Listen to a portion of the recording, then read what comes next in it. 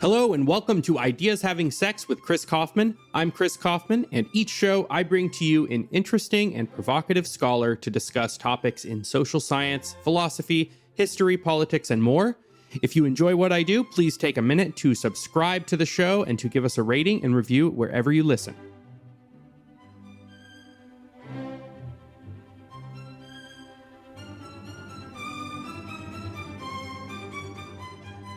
Hey everybody, and welcome to Ideas Having Sex. I'm Chris Kaufman, and today I am joined by Bryan Cheang, and we are talking about some of his recent work, including a book, Economic Liberalism and the Developmental State, Hong Kong and Singapore's Post-War Development, as well as a more recent paper he wrote on mission-directed governance and related risks of authoritarianism. So, Bryan, welcome to the show. Thank you for having me on the show. Can you just start by giving us a little bit of background and how you came to work on these topics?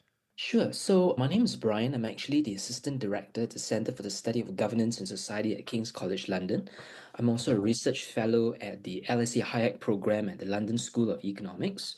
So before I finished my PhD, which was a number of years ago, I was actually working in the Singapore government as a civil servant, engaging in a development policy, human capital policy, and industrial policy.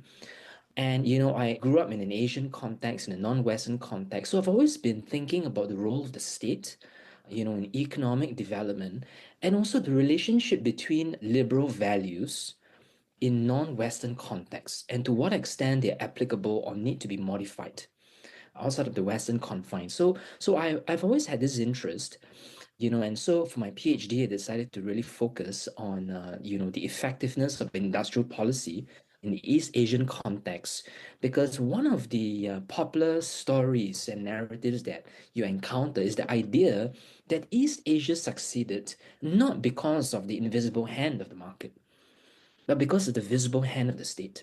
So I always grew up with this narrative in mind. And at the same time, I was also very attracted to market liberal arguments about the importance of economic freedom and limited government. So I decided really to investigate, more about this issue and to see whether or not this could be reconciled, or maybe one of these narratives was actually wrong. So that's actually how I got to write this book, which really was a comparative case study of Singapore and Hong Kong, which I felt was a good approach, to use a historical approach, a comparison to investigate the broader issue of the role of the state in industrial policy and development. And let me just clarify for the audience, when you talk about liberalism and economic liberalism, because my audience is primarily American, and in a European and an Asian context, that essentially means limited government, something closer to what we might call libertarianism. It doesn't mean what Americans typically mean by liberal. That distinction comes up a lot, but I just want to make sure that's clear, because that word's probably going to be used a lot in this context, and it's in the title of your book. Differentiation and clarification. As far as the subtitle of your book, even though I just said it, you want to say a little bit about what you mean by economic liberalism specifically and what you mean by the term developmental state. Sure. So I think economic liberalism should be a little bit more familiar to your listeners. So basically, it's a philosophy where we believe in individual liberty, in the tradition of Adam Smith, where people should be free to interact, exchange, associate freely with one another under the auspices of the rule of law. Okay, and where the state is limited to core public goods, provision of basic functions of the state, but otherwise leaving people to freely interact in private associations in the private market. So it's a tradition of Smithian liberalism. So that's what we call economic liberalism, which I think is pretty clear. But I think the developmental state is actually not so clear, I think, to most people, especially from a market liberal or classical liberal tradition. So developmental state is essentially a model of governance which has three important layers. Okay, the first layer is a set of policy tools. And on this level, the developmental state engages in heavy industrial policy. So industrial policy would include things like government investment, maintenance of state-owned enterprises. Sometimes it could include protectionism, protecting domestic industries, which we hear a lot of what Trump is doing now. And also, very importantly, government providing subsidies and incentives and favorable conditions to certain industries, certain sectors, and for specific technologies. So the aim of industrial policy is really to promote a certain direction of how economic development is supposed to progress. That's why you want to favor certain industries, certain firms, and certain, sectors, because that's how you want to steer the economy moving forward. That's what industrial policy is. So industrial policy is common in the world, even today. But what East Asia did was not just industrial policy, but they combined two additional elements to make up this thing called the developmental state. So industrial policy is one, and the second is what we call state capacity, where the state enjoys a high level of capacity, which means it has the ability to exercise its will in society. It has the ability to pursue its objectives in a way that is not so hindered by special interest groups or opposition the way you would see in Western countries. So, to give a very quick and simple example, in the UK, I think maybe you have that in the US as well. We have a lot of what we call NIMBYs, right? Where people in different locales they oppose the construction of homes in a neighborhood, so that obstructs governmental plans to engage in construction, home building, and things like that. But in an East Asian developmental state context, that's not really a problem because the state has high levels of capacity to pursue these national developmental plans. So special interest groups are not really powerful enough to thwart the plans of government. And many times, the groups in society, they work in tandem with the state rather than in cross purposes. So the state enjoys a high level of embeddedness in society. At the same time, they are autonomous enough to be free from special interest capture. So they're able to influence social actors without itself being influenced by them. Right? So that's a very unique form of relationship that East Asian developmental states are said to enjoy. And the last aspect, which is very important, is a sociological aspect, is a cultural aspect, where not only did the state actually enjoy a high level of capacity, there's actually a sense of national solidarity across society in East Asia at the time in the 60s and 70s, where people were all, in a sense, following a national mission of economic growth, where the state had these, grand, ambitious plans to develop the country, and people were willingly going along with these plans. They were willing to sacrifice when there was a need for sacrifice to go along with these plans. So, for example, high levels of savings, right? Reduced consumption, high levels of savings, and that was, one of the factors that mobilized and contributed, to this national growth project. So there's a high level of solidarity that was involved, and it's not just the mere use of industrial policy. And this, I would say, if I may add a little bit more, is something that a number of market liberals have struggled to understand, especially in East Asia, because they look at the index of economic freedom, and I mentioned this in the book quite a bit. They look at the index of economic freedom and they say, oh, look at Hong Kong and Singapore. They are first and second, on the index. So it must therefore mean that they are very similar in terms of being very free market, very laissez-faire, and therefore their success must probably be due to free market, laissez-faire liberalism. The problem with this analysis is that it's highly simplistic. It does not take into account the historical context. It does not understand the institutional details. It does not understand, the close-up history, which is what you actually need to evaluate, right? The developmental history and prospects of certain nations. And so that's what I've done in this book. Definitely want to talk more about the freedom indices and how those apply to Hong Kong and Singapore, because that's really interesting. And I probably, have fallen prey to exactly what you just said. Can I back up?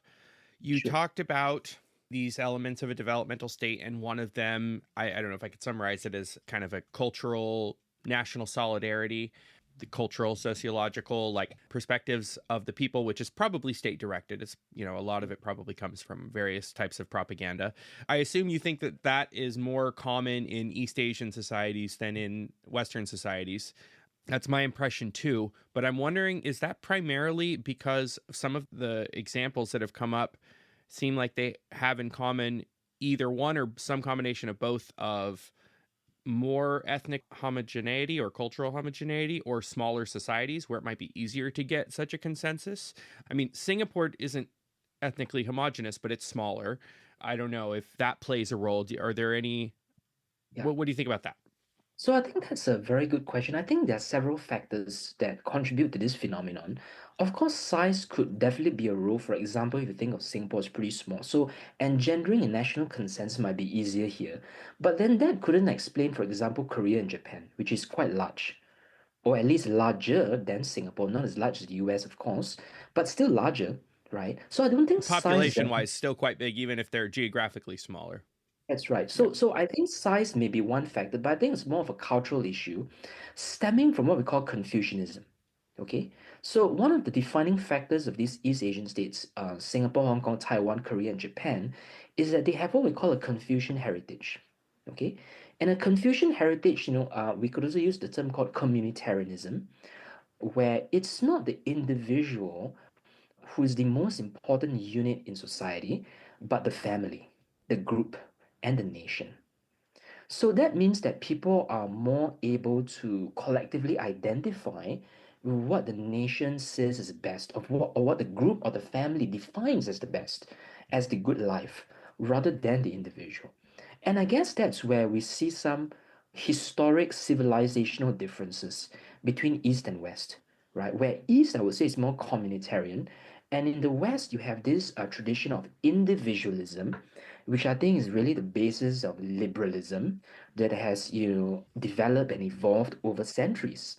So the point I'm trying to make here is that this governance that we see in East Asia called the developmental state was rooted in a very specific communitarian context. So that has certain implications for how it operated in East Asia, and that also has some implications for whether or not it can be emulated outside of this sociological context, which I suppose is something we could get into later. Yeah, because if you're not able to, if that's a, you mentioned three components of this developmental state, and if that's not able to be met outside of this context with this Confucian history, then maybe it's not a viable project. But Hong Exactly. Kong and Singapore both have something in common, which you develop their, you talk about their history with Britain, and I learned something that I did not know. I think I just came in with an assumption that Mm, Hong Kong and Singapore were both essentially fully fledged large communities when Britain took them over as colonies. But mm. it sounds like they were, if anything, like very small, disparate, not, Britain wasn't coming into like a fully developed community, not exactly starting from scratch, but largely. And then the both city states kind of grew more through immigration than birth rates. So in that sense, do they have more of a Western heritage than an Eastern heritage? That's a very good question. So I think it's a little bit of both. So that's where we have to really unpack the history a lot more. So I think the earlier phase of my book is really focusing on that British aspect, where it was in the early 1900s where Singapore and Hong Kong were colonies of Great Britain.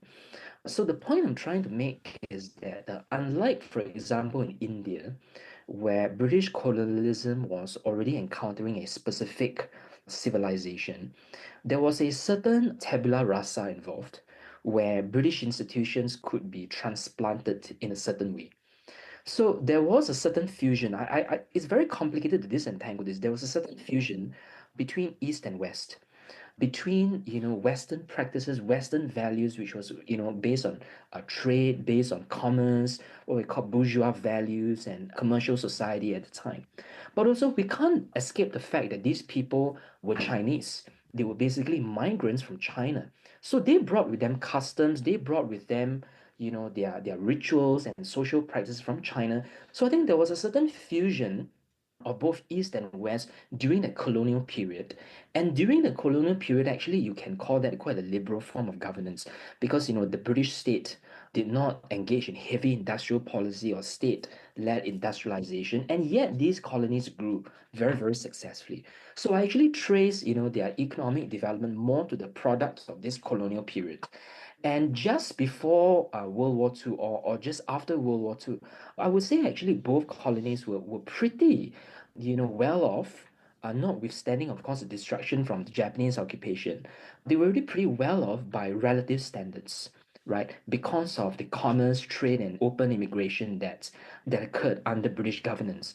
But what was critical was in the post-war Second World War period, there was a big break, right? Where Hong Kong really continued with this Western tradition of freedom and liberalism, But Singapore really consolidated and doubled down on that communitarian aspect. So the communitarian, Confucian, Chinese, authoritarian element of things was really solidified. The seeds were already there because these were like Chinese people, but it was solidified by the authoritarian state through social engineering from the 60s, 70s, and 80s onwards. So it's a product of like sort of bottom up culture, but also a product of state engineering, which sort of like brought that element out even more. Yeah, that's another thing that I learned reading your book that I wasn't aware of is maybe the extent to which both Singapore and Hong Kong were already not as wealthy as they are today, obviously, but were already thriving to a large extent prior to, I think, what we think of as their, or at least in what I had thought of as their meteoric rise to wealth. So you contrast revisionist historians who, like for Singapore, for instance, claim that their development is primarily down to its deep pre-colonial historical roots with modern, what I take as the official line in Singapore, which is that it's all down to Lee Kuan Yew and the People's Action Party and the mission directed developmental state, post World War II. And you give a different picture that you just laid out. I think it's interesting because the question is that what do we mean by thriving? How do we assess the level of development, right? Because there are many official accounts, and I mentioned this in a book, which states that, Singapore and these countries were sort of like third world fishing villages, right? There was some backwater and it was the government through the wisdom of Lee Kuan Yew that developed this country from scratch, right? So there is a certain truth to it if you evaluate thriving development as the presence of industrialization. Okay, so it is true that Singapore is not very industrialized. If you use industrialization as a metric, then obviously you will say that it's undeveloped. But a nation does not have to be developed only through industrialization. Does that make sense? Because development from a Smithian perspective simply means an increase in production and trade based on comparative advantage and exchange, which does not necessarily require the use of heavy industries and factories and workers on assembly lines. So from that aspect, actually, there was lots of trade. There was a semblance of development in these colonies, even though it was not a form of industrial development. But what I think is very important was that industrial development did occur in the late 20th century in these two colonies in the 60s, 70s, and 80s. But what I think my book wants to stress is the difference in how the industrialization was formed. Because many people, especially the industrial policy advocates, they think that industrialization requires industrial policy. It has to be a state-led affair where you sort of invest in the factories, you have like 5-year plans, 10-year plans, to have intense manufacturing, and it has to be state-driven. And indeed, many countries have a state-led industrialization model. Obviously, the famous example is the Soviet Union, right? So that can certainly happen and be one model. But in Hong Kong, you had industrialization, but it was not a state-led model. This was truly an entrepreneurial model that was driven from the bottom up. It was largely because the British governors had really an open door laissez-faire policy, and you had what we call migrants, especially from this place called Shanghai, from China. They brought with them lots of industrial capital, lots of knowledge, and obviously lots of entrepreneurial zeal, and that really created, spurred, the sort of adaptive entrepreneurship from the ground up in Hong Kong. That was a dynamic, creative model that we saw. But that's not what we saw in Singapore, which was a top-down model. What do you think? I have an impression of, say, Lee Kuan Yew. Lee Kuan Yew is sort of like the founding father of Singapore, of modern Singapore. I have an image that there are obvious authoritarian and state led aspects there, especially in his rhetoric, as well as what I understand to be his actual legacy. But that there are also, there is still like a respect for some elements of market reforms. What do you think he got right? So that's a good question. So I think what he got right was, you just compare Singapore with some of the Southeast Asian countries, not the East Asian developmental states, but the Southeast Asian nations like Indonesia, Malaysia, Philippines, Vietnam.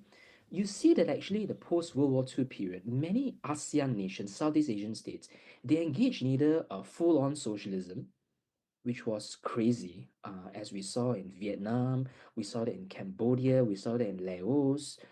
We talked about Pol Pot and Khmer Rouge with millions of people literally butchered. So that was a horrific ideology that unleashed havoc in Southeast Asia. And one of the things that I think Lee Kuan Yew got right is that we will never become socialist. We do not want to go down that path.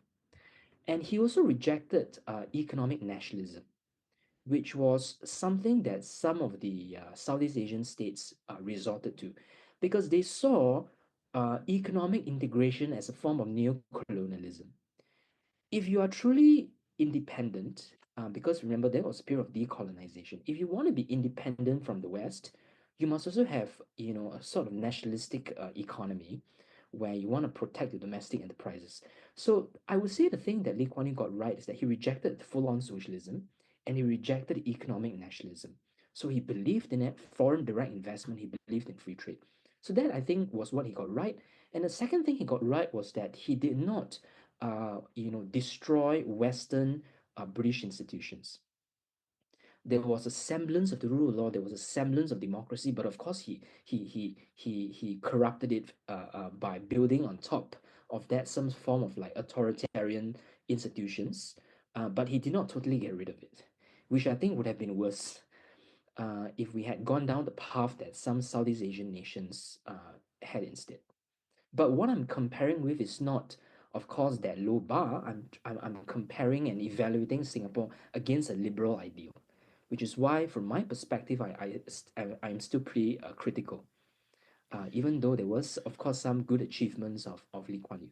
Yeah, well, when I look at these economic, so there if I don't know if everyone knows in the audience, but there are several prominent rankings of economic freedom that measure in various kind of broad brush ways the degree of economic freedom, or um, the degree of entrepreneurial capitalism in a country. And they're not perfect, but no existing country in the world comes close to what I would think of as maximal economic freedom or laissez-faire. So I always assume that they would have these rankings would probably break down and have a really hard time drawing fine distinctions if several countries started really approaching that ideal. And Hong Kong and Singapore might be towards the top, but I just know from firsthand that there's still enormous amounts of government intervention relative to what I'm sympathetic to. So it's not surprising to me that they're far from an ideal.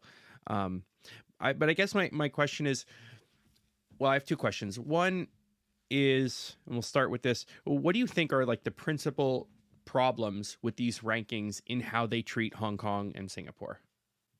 So that's a very good question, and a pretty complicated one, because I've had many, heated discussions actually with market liberals on this very topic. So interestingly, a lot of the criticism I face is not what you would call the left or the interventionists, but actually some market liberals. So I wrote a paper called "Institutional Diversity and Singapore as a Unique Variety of Capitalism," which I recommend to your audience. It's published in a journal called Structural Change and Economic Dynamics, which sort of answers this question in a very in-depth way. But so let me try to explain this. So first of all, I don't have any problems with the spirit of the rankings and the intention for what it's meant to do. Okay. So remember, all rankings, okay, are designed as what we call large N indicators.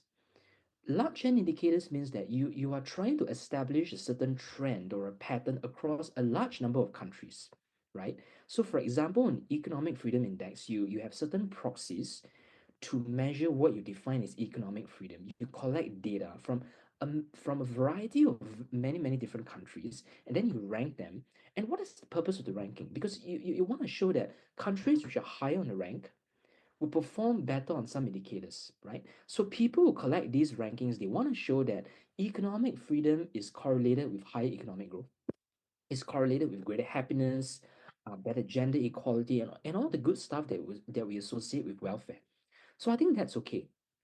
But the problem when you examine cross-country data with many countries is that it's not very good when it comes to the close-up institutional details of specific countries and specific regions, which cannot be accounted for through cross-national generalizations across a broad number of countries, right? So what I'm trying to say here is that even if economic freedom may be measured in a similar way across Singapore and Hong Kong, um, there are some institutional details which are unique in certain countries, which cannot be captured through these broad statistical measures, which you will need to, it requires a historical depth. It requires interviews. It requires sociological detail. To go into these different countries for you to uncover it.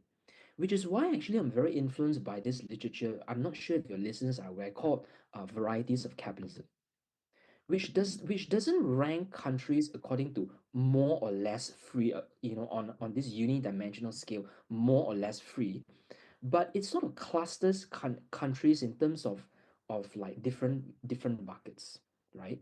So you have what we call the entrepreneurial model of the United States, which does not have much unionization, which has lots of venture capital, which has lots of flexible contracts.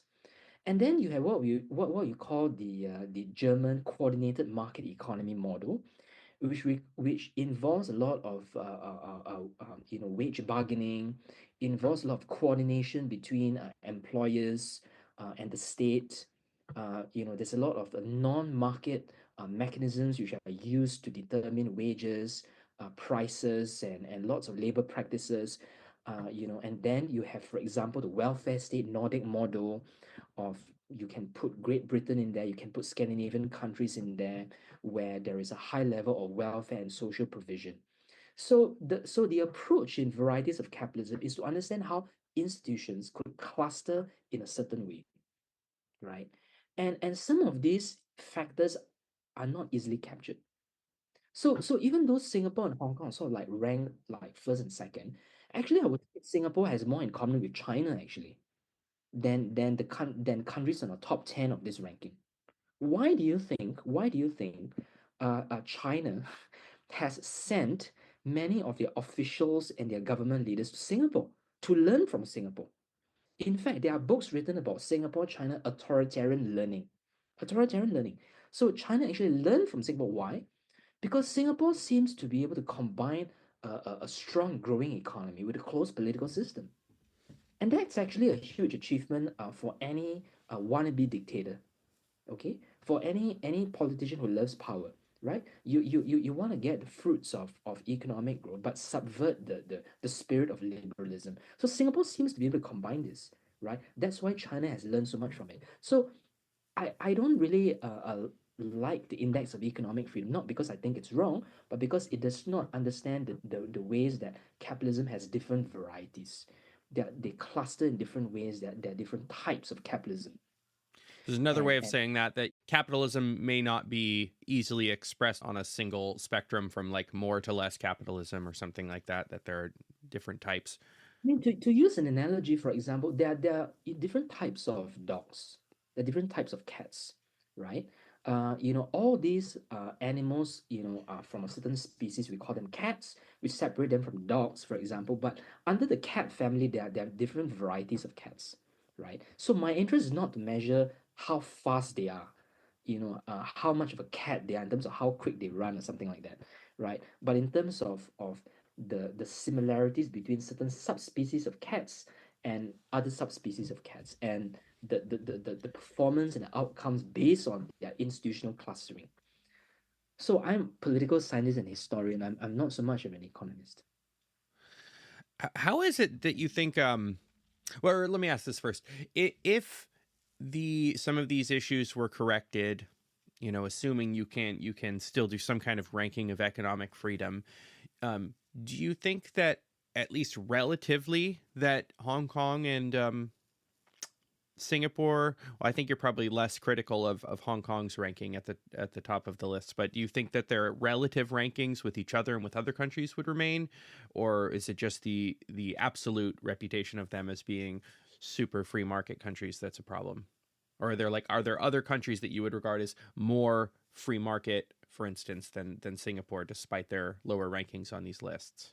It really depends on which specific aspect of economic freedom, which is why I don't really like indices and rankings in general, because they sort of encapsulate everything in this number, which seems to explain everything. You know, it depends on what you're talking about. So if you're referring to, let's say, income tax rates, official income tax rates, my income tax is certainly lower in Singapore than it currently is in the UK right now, where I pay lots of money. But obviously, that is still not so simple to say, because even though the official tax rates are low, there is still the non-official tax, which is your CPF savings, what we call the Central Provident Fund compulsory savings in Singapore, which sort of is taken out of your salary and also the employer's payment to you. So tax is one thing, and then for example welfare, you can say it's much lower. Singapore doesn't give as much generous welfare as like Scandinavian countries. But there are certain areas which are heavily controlled. Land is heavily controlled in Singapore, And Hong Kong where as well, right? in Hong Kong as well, but it's a bit different. In Hong Kong, it's because of certain private developers who have lots of power over plots of land, and like they hoard the land and things like that. But in Singapore, it's a little bit more because of the state, because the state has developmental plans, and they believe in very close up development of different towns and different cities. So the physical geography of Singapore is heavily regulated. So that's why land is heavily controlled by the state.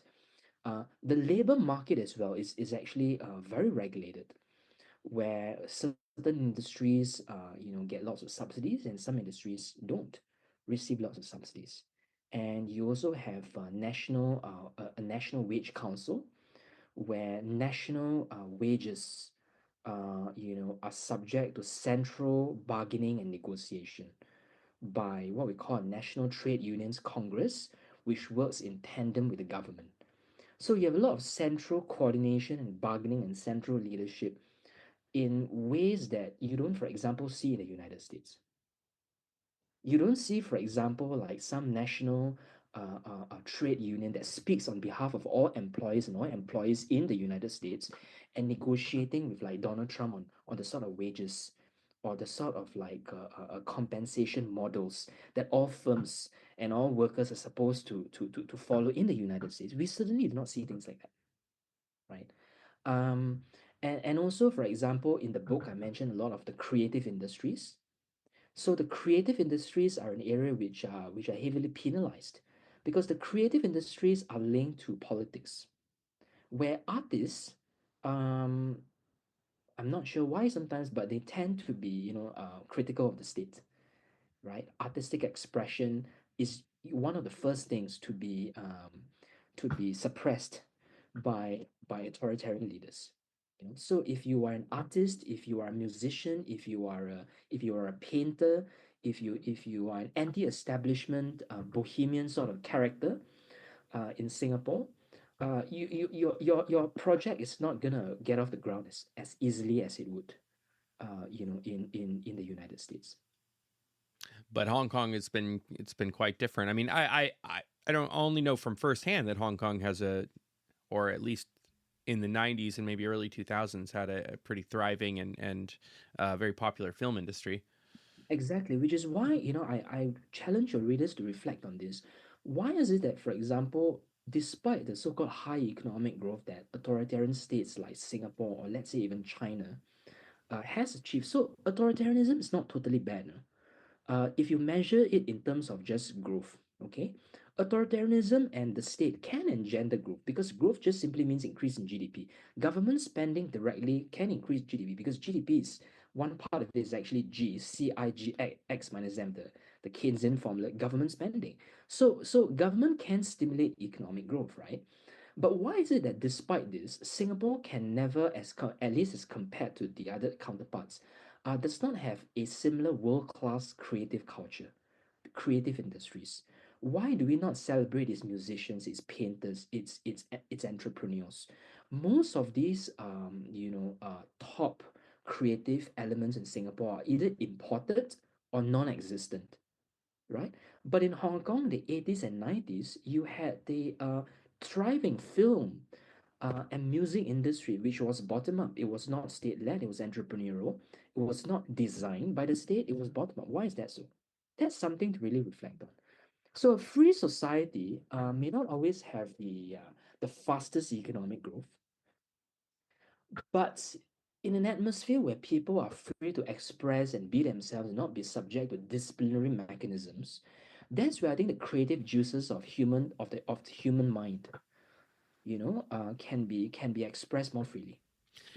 As an indication of Hong Kong's relatively more freewheeling nature, this is a little bit orthogonal to this conversation, but I just want to bring it up because it's a personal interest. Kowloon Walled City. I'm just curious if in your research for this book you learned much about that, and I don't know, is that representative of the like something like that? I feel like never would have developed in Singapore. That's a very good question. I'm familiar with the Kowloon Walled City, but even though I'm not an expert in that particular area, but if you just contrast it with Singapore, the technocratic mind, let alone Singapore, would never look positively on such a project because it looks dirty, it looks grimy, it looks disorganized, it looks chaotic, it looks messy, it is unplanned. The technocratic mind cannot, endorse something like this, which is why in the 50s and 60s in Singapore, nation building required, right, the forced acquisition of land. So there were similar like squatters, like not as big as the Kowloon Walled City, but there were similar squatters and slums and private dwellings, we call it, in Singapore, which were actually forcibly acquired by the state. So there was actually violation of property rights. Okay, massive violation of property rights in Singapore in the 60s, in order to build public housing, which now houses like two-thirds of the population. Okay, so is that very free market? Certainly, it is not, right? And why is that the case? Because it reflects a technocratic mindset where the physical geography of the nation, where people would live, has to be carefully designed by elite planners. So I don't care what you call economic freedom. This is a technocratic approach to nation building. I, I don't know if you did any research on this or if you're aware, but I do you think that like some of the modern like Gulf monarchies, Dubai, Abu Dhabi, do you think that their development has shared more in common with Hong Kong's more bottom up approach or Singapore's more state led approach, or is that something you haven't looked into? Not so familiar with those countries, but the little that I know is that a lot of the Gulf states, they are quite oil dependent, right? So we have to account for that as well because a lot of their revenues and tax revenues are generated from the sale of that one commodity, which gives the state lots of power as well. So that I would say is a bit different from these smaller city states like Singapore and Hong Kong, which are a bit more trade dependent and led by foreign investment. So that's one difference. But one similarity is that notice these countries are not like freewheeling democracies.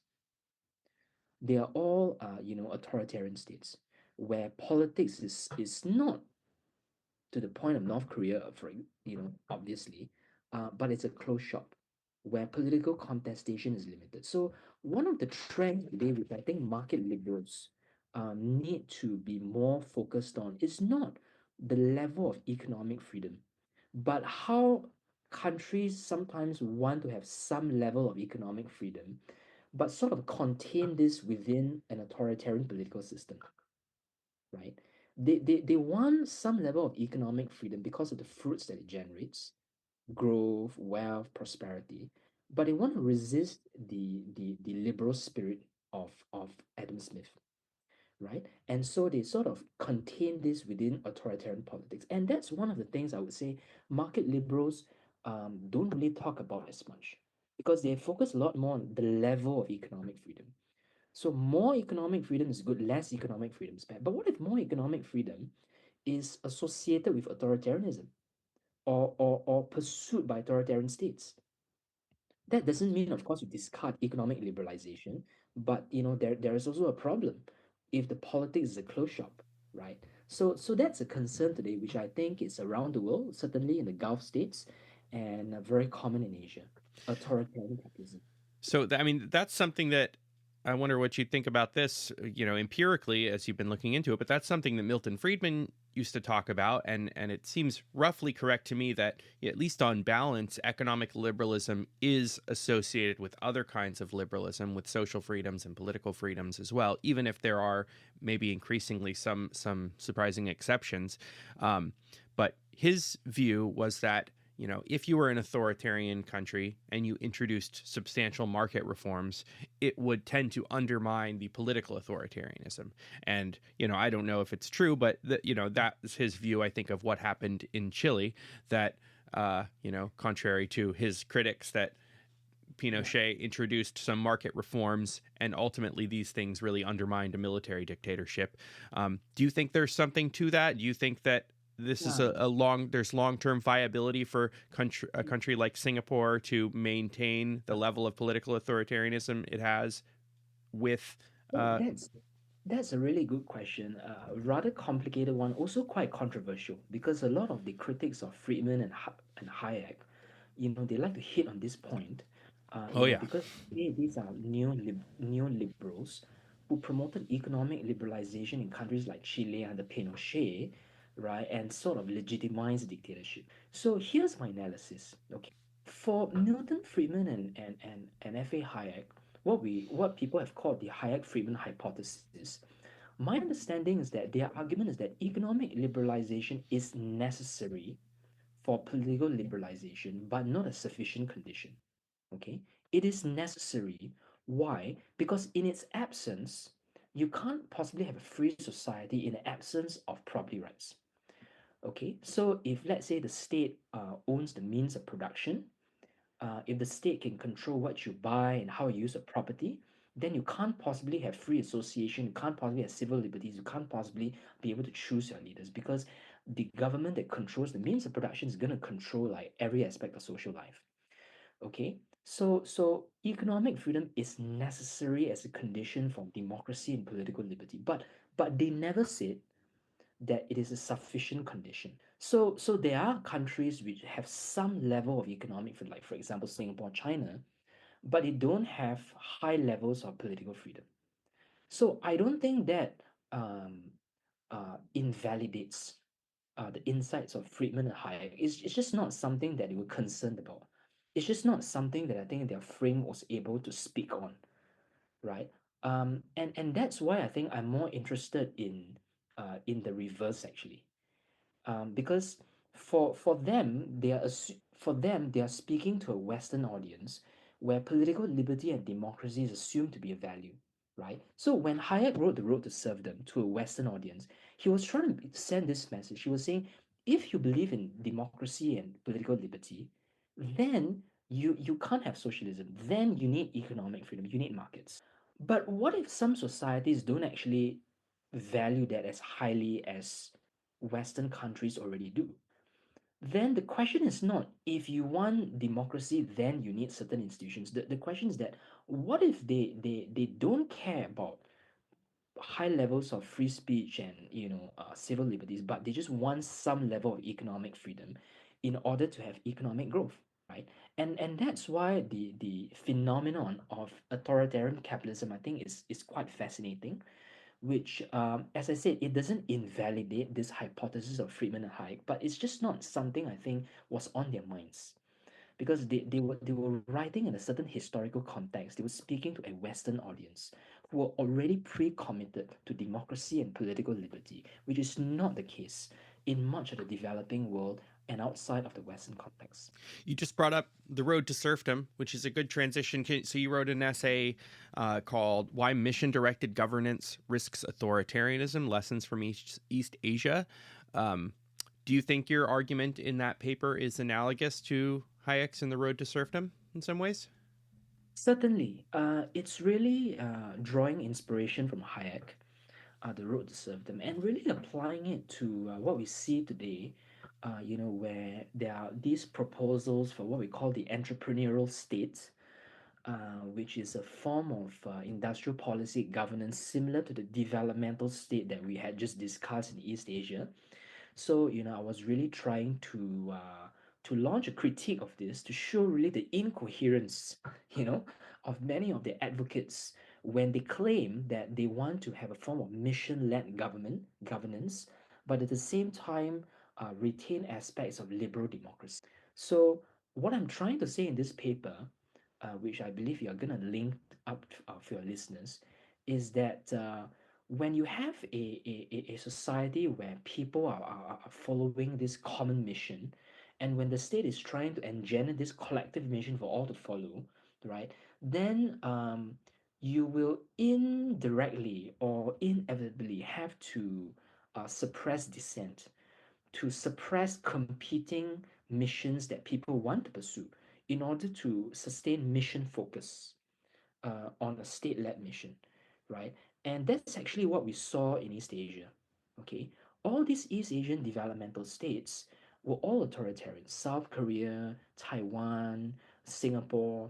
So when many of these advocates of industrial policy say, "Oh, we need to follow South Korea, we need to follow Singapore," right? Because it worked. My point is that be careful what you wish for, right? Because whether or not it works is a separate story for me. But the point is that even if it works, it was enabled by a strong dose of authoritarian social engineering in this East Asian context that as Western Democrats and liberals, we should reject and spit out of our mouths. And I mean, is it even fair to say that it was the state or authoritarianism that enabled these things? I mean, with Hong Kong as a counterexample or other countries as counterexamples, it seems like you can obviously have development and growth without authoritarianism. Obviously, yes, but so let's actually understand what who are these critics, because I don't want to misrepresent them in your podcast. Yeah. So I'm referring to, for example, advocates like Marina Mazzucato and Danny Roderick, who are prominent scholars today who advocate for the use of industrial policy. Obviously, their arguments are slightly different, but a common point of many of these advocates is that they don't talk about Hong Kong actually. They focus more on like Singapore, Korea, Taiwan, the East Asian nations who engage in heavy industrial policy. And they say that these nations teach Western countries how to combine planning with market forces. Okay, so that's the argument, and that's what I'm trying to challenge. Okay, and specifically in this paper that you are referring to, I'm trying to respond to the scholar Marina Mazzucato, who has written the book The Entrepreneurial State, and also recently the book called The Mission Economy in 2021, where she advocates that what Western countries should have is not just industrial policy, but industrial policy in a of a specific form. Okay, I call this not me, but actually it's her. She calls it mission directed or mission led. Okay, so what this means, right, is that we want to use industrial policy as a tool, as a vehicle to mobilize society around a common mission. Okay, and I'm gonna quote the point here, which she says, where we all work. Okay, we all work symbiotically. Okay, so if I may just read this sentence here, she says that there must be a transformation in society which is corrupted by neoliberalism, according to her, and that entails changing the relationship between public and private sectors and between them and civil society so that they all work symbiotically for a common goal. The reason for rethinking government is simple. Only government has the capacity to bring about transformation on the scale needed. So the government is going to align civil society, workers, households, people in everyone in society towards a collective mission.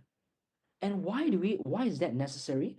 Because according to her, in neoliberal states, in the usual course of society, everything is very rudderless. There is no directionality. We are not ambitious enough, right, to solve some grand social problems, right? Such as, for example, what we saw in COVID, which was an example of like mission-led society where we all mobilized, you know, uh, in a warlike state towards a certain, against a certain objective, right? And now we have this thing called a climate change, right? Where we need to have a national social mission to solve that problem. Okay, so I think this is quite dangerous. Okay, because when you want to align everyone towards a common mission, then the question is that what does that actually entail? What are the political implications? What are the political consequences of following this logic in a consistent format? Yeah, it seems like if you have enough consensus that some grand mission needs to happen, you probably don't need an entrepreneurial state to do it. And if you don't have such a consensus, you're probably going to require a heavy dose of authoritarianism to get such a consensus. That's right. So I think this is best explained when we refer to a specific section of Mazzucato's work, which really reveals, her points and also some of the incoherence, I think, of her thinking. But of course, I do not want to misrepresent people. I just want to read out this, if you allow me. She says, if a government is to act as an investor of first resort and steer an economy towards meeting goals such as a digital revolution or green transition, of course, it will need to make bets and pick winners, but it should pick a direction, and within that direction, take a wide portfolio approach. In other words, not pick one technology or random sector or even a type of firms, but a direction that can foster and catalyze new collaborations across multiple sectors and have as a key spill over the growth of firms that engage with it. In a sense, it's not about picking winners, but picking the willing.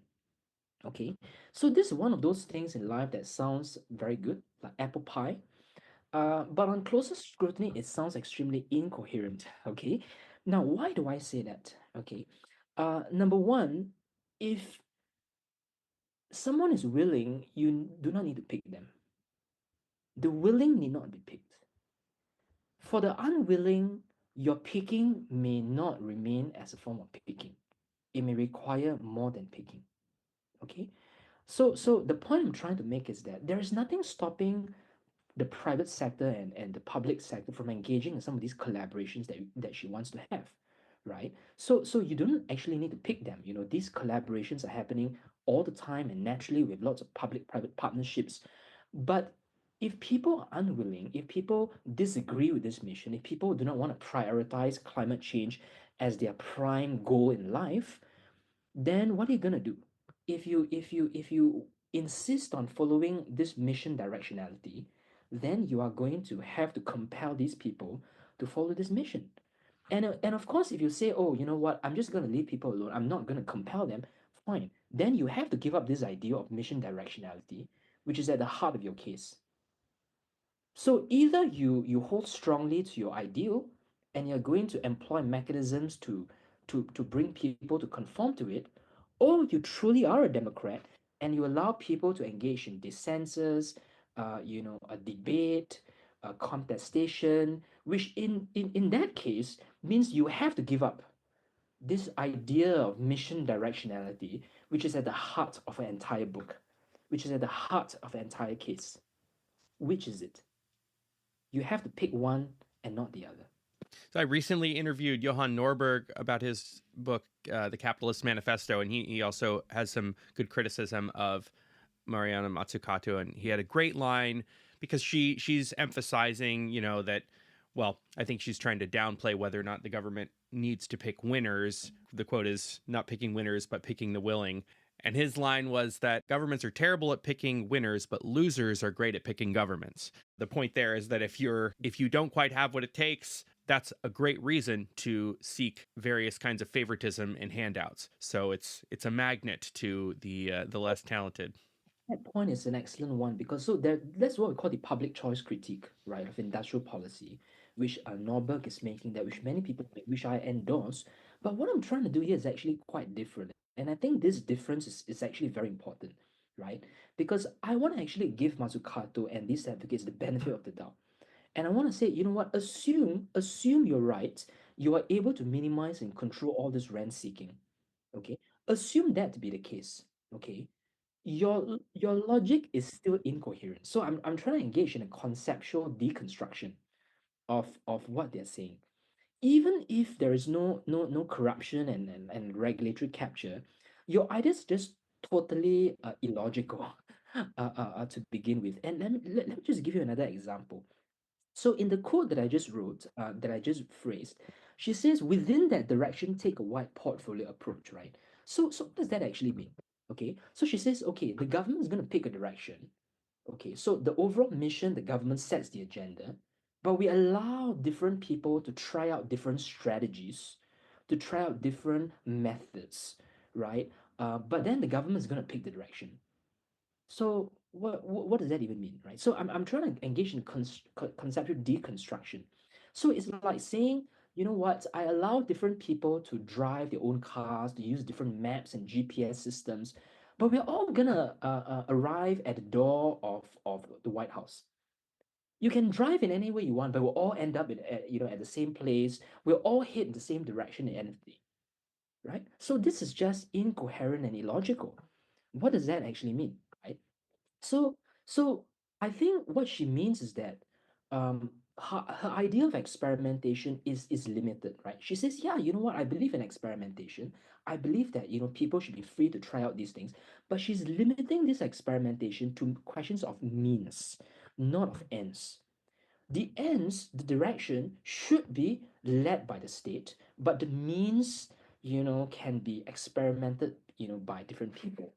But in my paper, I think you may have read this analogy. I showed that actually does not make sense. It's purely illogical, right? So I use this thought experiment here. Imagine with me a passionate graduate student named Joe, who determines to accomplish a mission of being a Nobel laureate, specializing in the ills of neoliberal governance.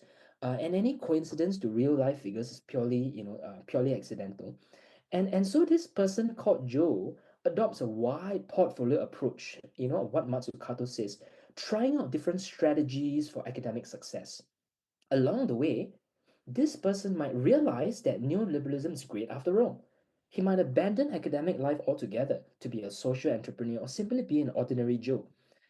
The same process of experimentation that you apply to questions of means, strategies, can also very well revise the direction and the end that a person is pursuing in the first place. So, conversely, if a certain mission or a direction is going to be elevated indefinitely, certain means are foreclosed. So, if, for example, you want to be like a world-class athlete, that's your mission, then you probably will have to avoid eating junk food every day, right? Because those means would be antithetical to your end, right? So if you're telling me that the state is going to maintain a certain mission, then even the portfolio, the wide portfolio approach, right, has to be curtailed. The means will have to be foreclosed in order to maintain mission focus across society as a whole. So actually, if you do this conceptual deconstruction of what Mazzucato is saying, it's not only incoherent, right? It's downright dangerous.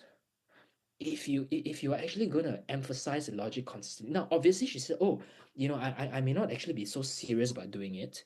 I may not actually be taking it as seriously." Okay, fine. Then your argument is actually not very novel. Then you don't actually take it seriously. So which is it? Either you take it very seriously, in which case it's going to lead to some serious consequences, or the other case is that you are not going to pursue your logic that seriously, which means that you have to give up your overall ideal of mission directionality. You I- can't have your cake and eat it at the same time.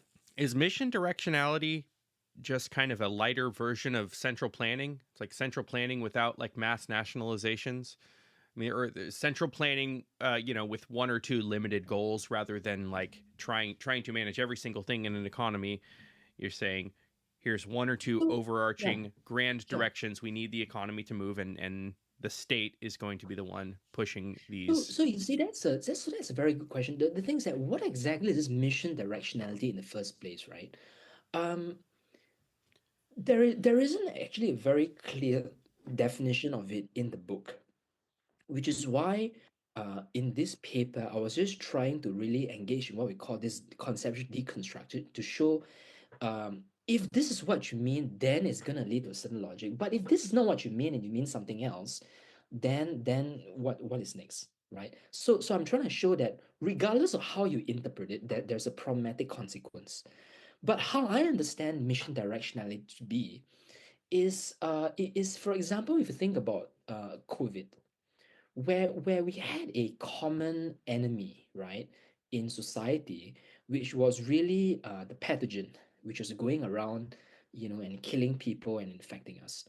So in a sense, we could all somewhat agree, even in the case of the United States, that this was a goal, a mission that we had to sort of sustain on a macro level.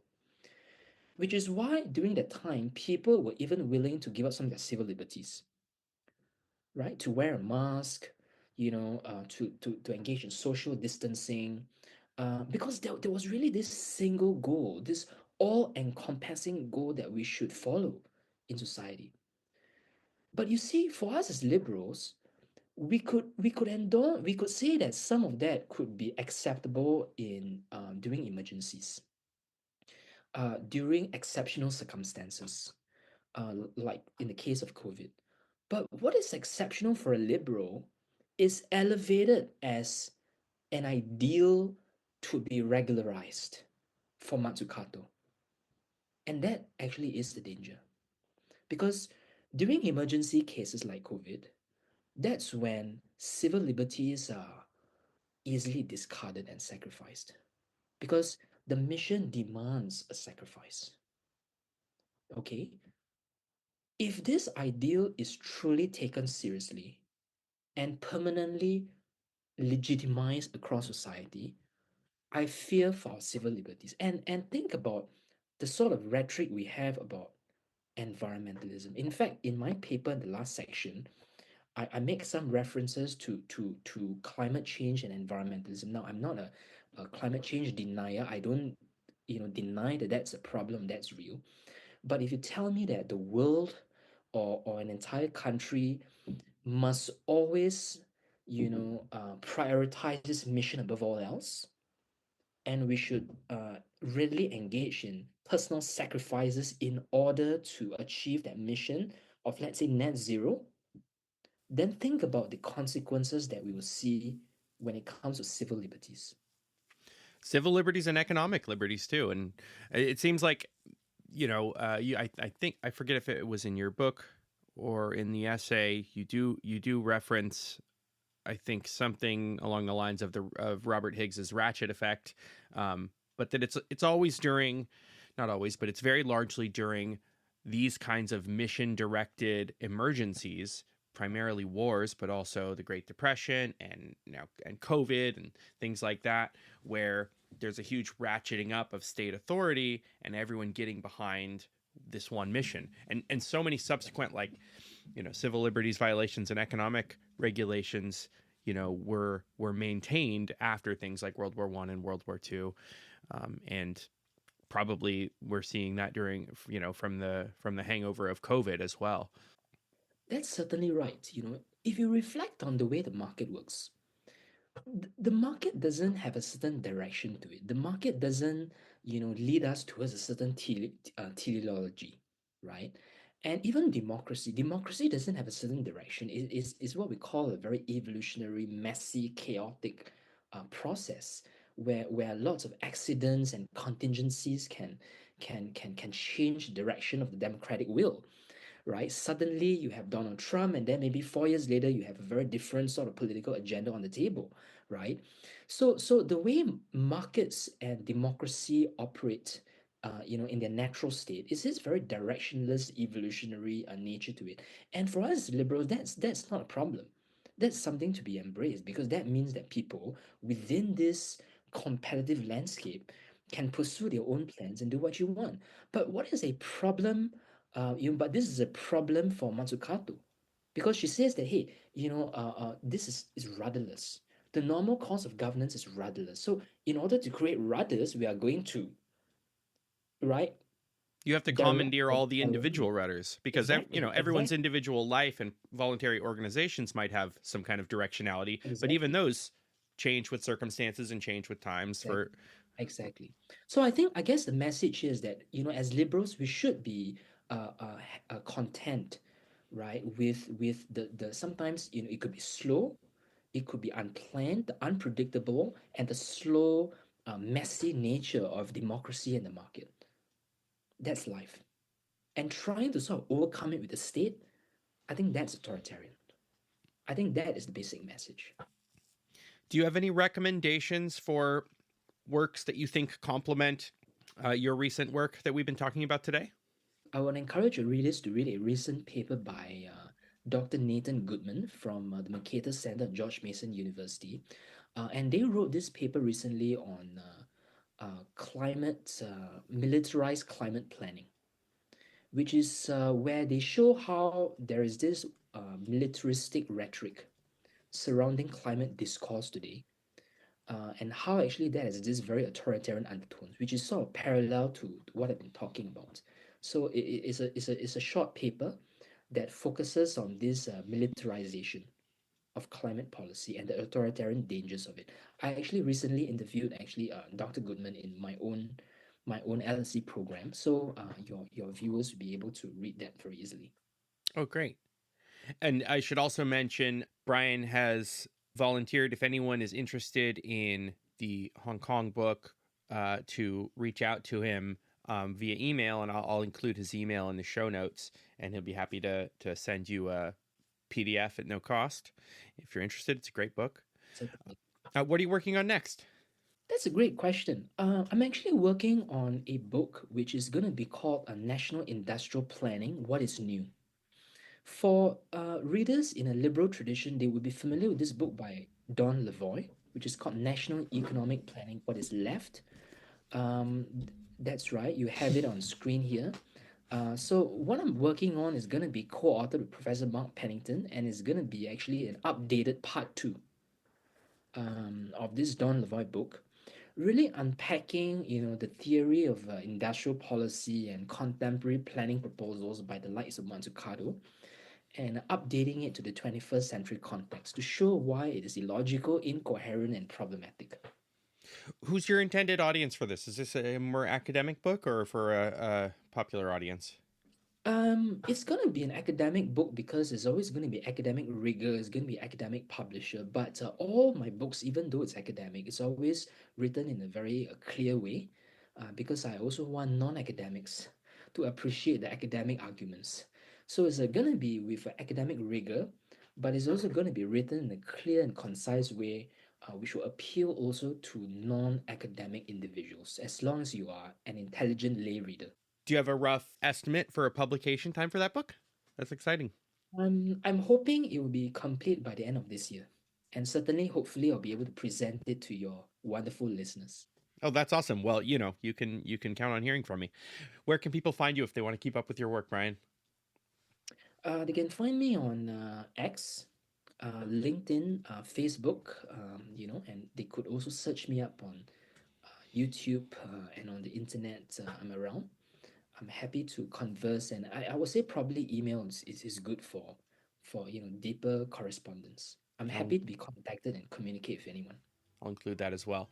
My guest today has been Bryan Cheang, and his book is Economic Liberalism and the Developmental State, Hong Kong and Singapore's Post-War Development. Brian, thank you so much for joining me on Ideas Having Sex. Thank you very much for having me. Thank you for listening to Ideas Having Sex, where we have stimulating conversations on social science, philosophy, history, politics, and more. If you're a fan of what I do, please take a minute to subscribe to the show and to give us a rating and review wherever you listen. I'm Chris Kaufman. Thanks for listening.